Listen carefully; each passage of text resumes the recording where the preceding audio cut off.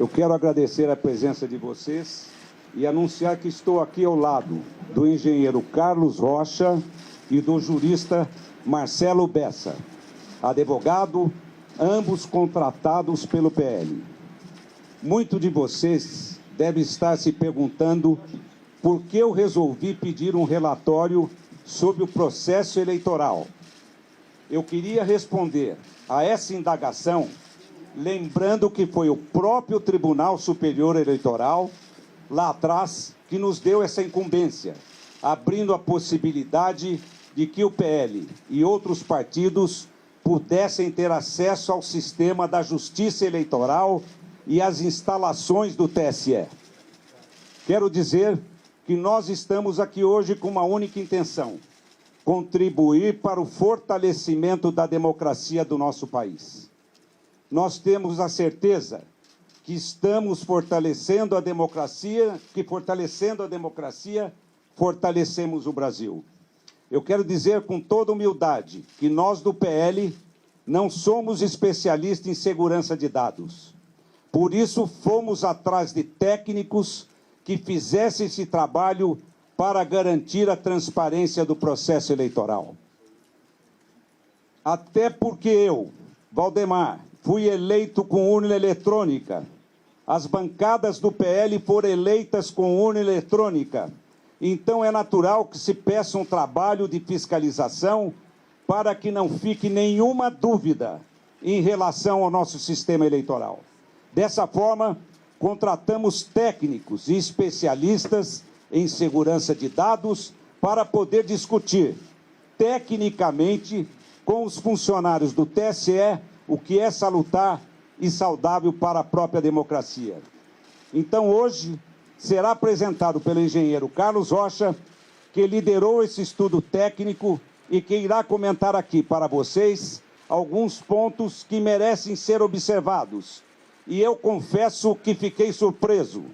Repito, esse relatório não expressa a opinião do Partido Liberal, mas é o resultado de estudos elaborados por especialistas graduados em uma das universidades mais respeitadas do mundo e que, no nosso entendimento, deve ser analisado pelos especialistas do TSE, de forma que seja assegurada e resguardada a integridade do processo eleitoral, com o único intuito: fortalecer a democracia para fortalecer o Brasil.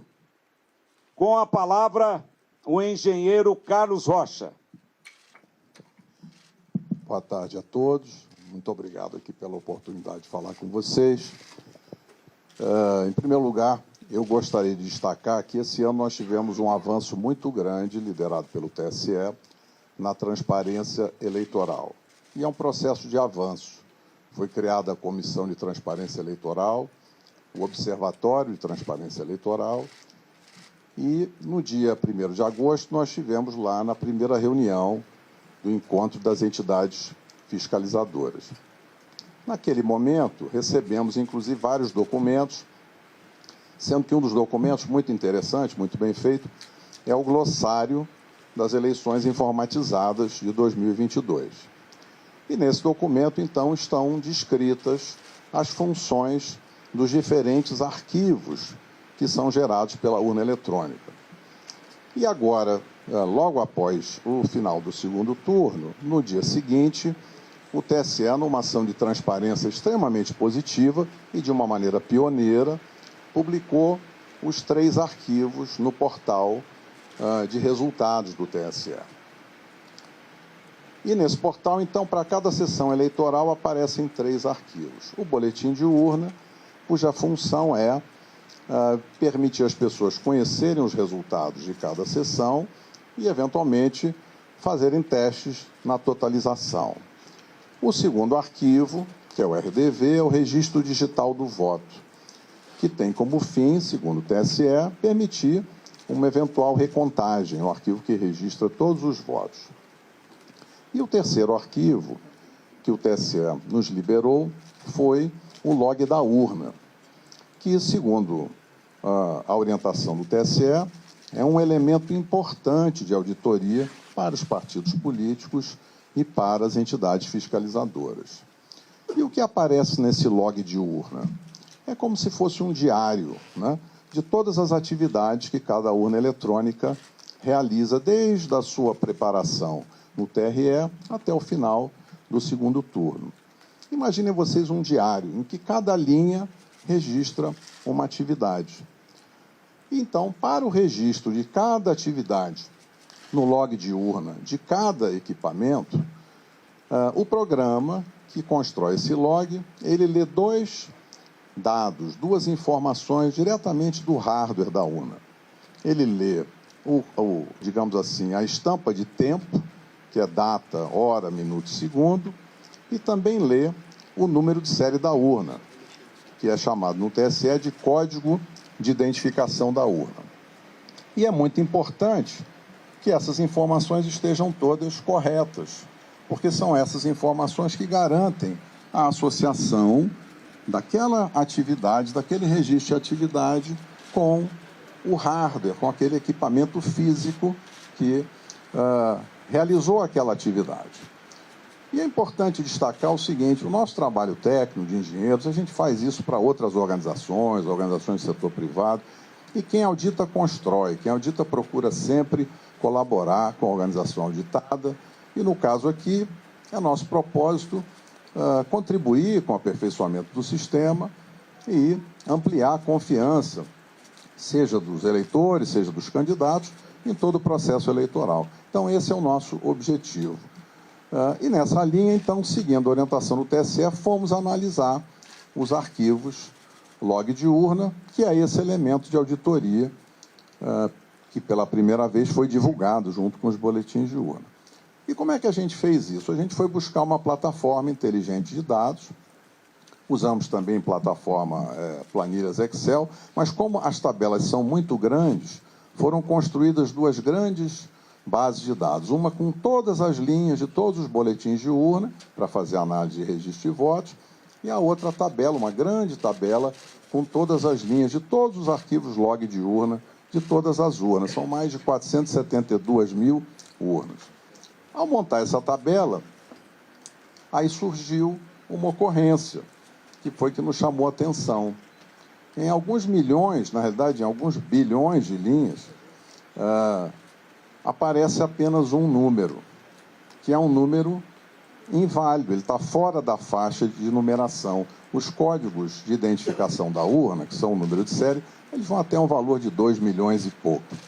E esse número que aparece lá é um número de 67 milhões e uns quebrados. Ora, buscamos diversas formas de encontrar mais informações, mas, infelizmente, ficou constatado nesse trabalho da equipe técnica que há dois comportamentos diferentes. Um comportamento das urnas novas, né? Que são as urnas modelo UE 2020, que chegaram recentemente. São pouco menos de 193 mil urnas, está mais ou menos 40,8% de todas as urnas. E nessas urnas 2020, o arquivo é gerado da forma esperada. Então, em cada linha que registra cada atividade, aparece o código de identificação da urna correto, que permite associar, então, vincular aquela linha de registro de atividade à urna que realizou aquela atividade. Quando nós fomos analisar as urnas antigas, que são as urnas de modelos de UE 2009 até UE 2015, essas urnas têm pouco mais de 279 mil urnas, o que dá 59,2% do total das urnas. Nessas urnas, infelizmente, encontramos esse número inválido na quarta coluna do log. Esse é um indício muito forte de falha, de mau funcionamento da urna, porque é impossível associar o registro de cada atividade ao hardware, ao equipamento físico que teria gerado aquela atividade.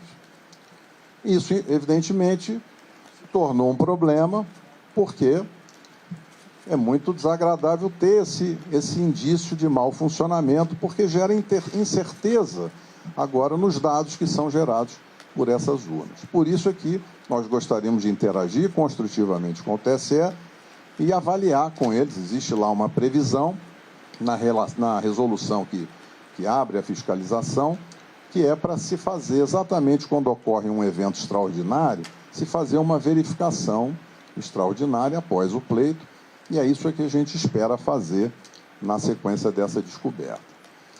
Um outro tema para finalizar é que surgiu uma outra ocorrência, que também é uma ocorrência importante, porque descobriu-se que existem urnas que travaram, assim como o nosso celular trava, assim como o computador trava, e quando acontece isso, a gente precisa muitas vezes desligar e ligar de novo. Isso aconteceu com urnas eletrônicas. Então, urnas travaram e foram desligadas no meio do período da votação, na chave, possivelmente o mesário fez esse desligamento, e foram religadas para que a urna voltasse a funcionar. Isso não seria um problema se não tivesse ocorrido uma violação do sigilo do ato de votar.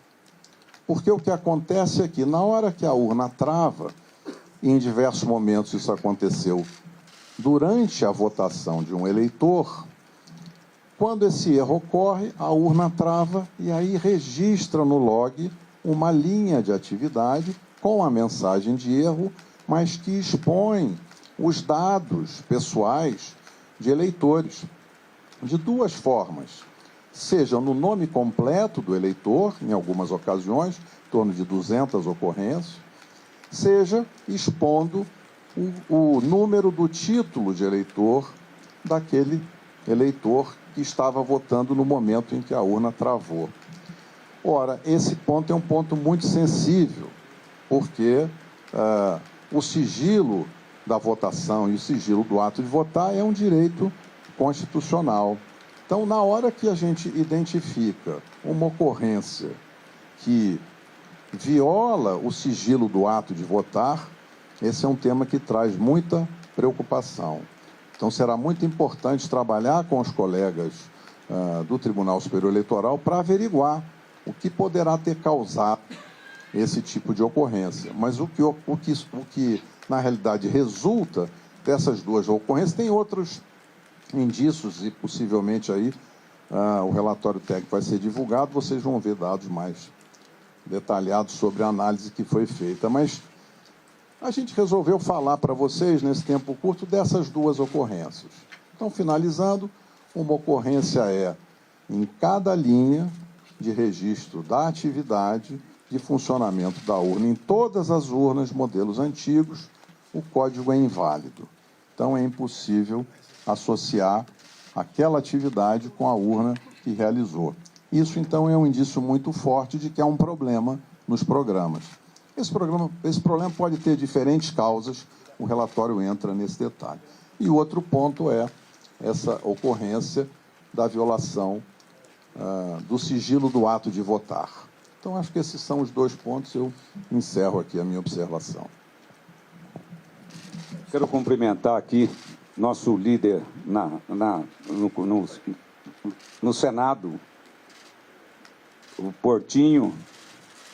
Quero cumprimentar também o Atineu, nosso líder na Câmara. Quero cumprimentar o Magno Malta. Nossos deputados estão aqui, vários deputados que vieram aqui, o Gustavo, que veio aqui nos prestigiar, General Girão e muitos deputados, o Luiz Lima.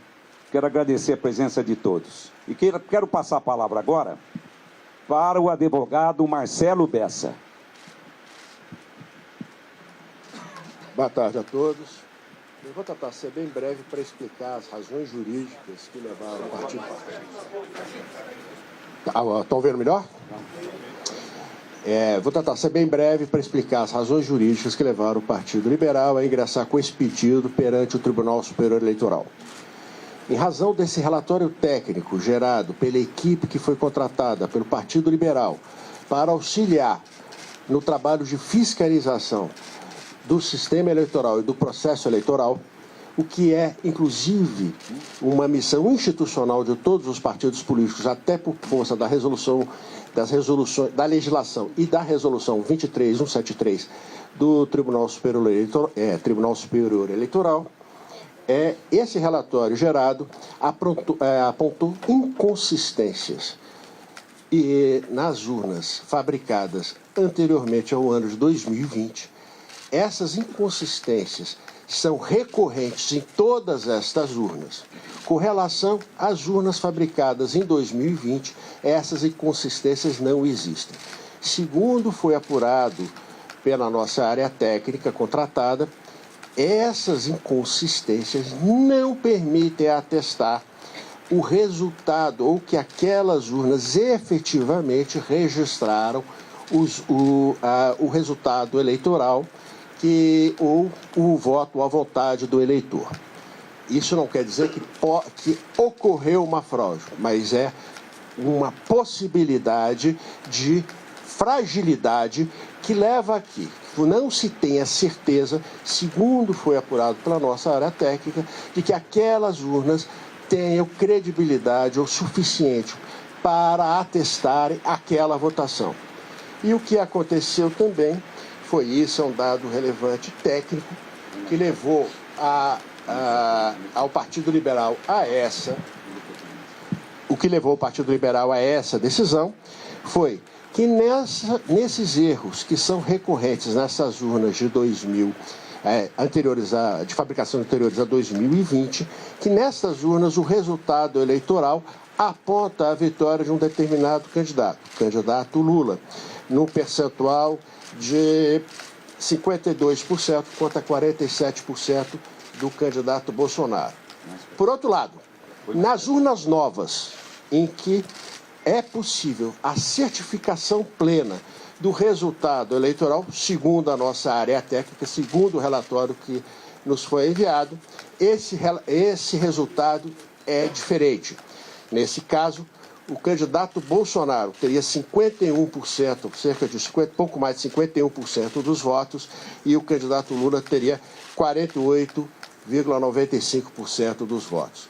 Há, então, dentro de um dado objetivo, uma discrepância de resultados que, então, com base na resolução do próprio Tribunal Superior Eleitoral, fizemos uma representação para que o Tribunal Superior Eleitoral instaure e aprofunde um estudo para verificação da existência desse mau funcionamento e, em verificando que efetivamente houve esse mau funcionamento, que daí aplique as consequências legais que entender necessárias.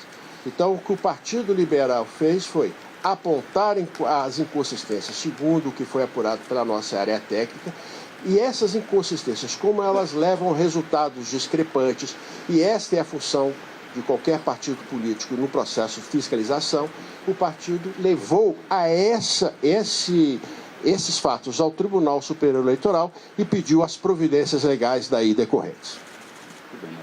Quero agradecer a atenção de todos, e agora o Altineu vai dar entrevista para vocês aí que vocês precisarem. O Altineu Cortez, nosso líder na Câmara. Boa tarde a todos.